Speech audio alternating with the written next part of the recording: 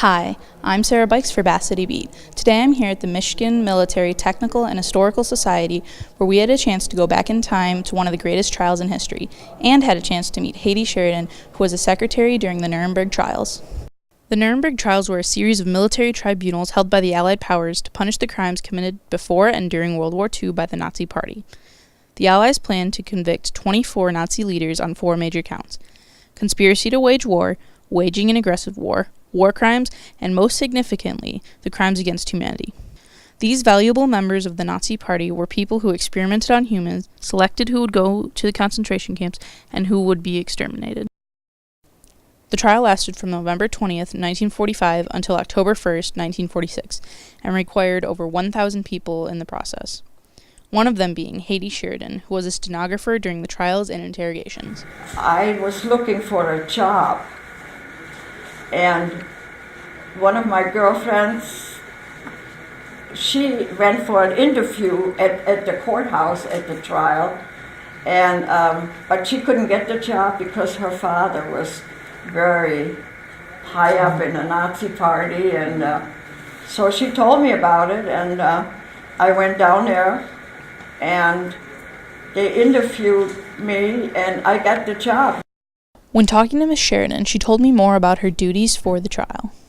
There was interrogation rooms, and I sat in with Goering twice, and several of the other generals, Jodl and Keidel, and but I was not working directly in the big courtroom. We had to go in there and sit in, but they had other secretaries.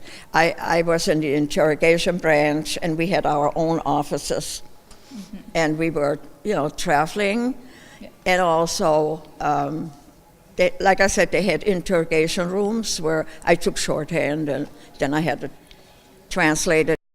Alongside her work in the interrogation branch, Ms. Sheridan also recounted her time at the doctors' trials, which tried German doctors for their inhumane war crimes. I sat in on a couple things with the doctors. They had separate doctors' trials, and I saw some of the victims that were called to testify when the doctors the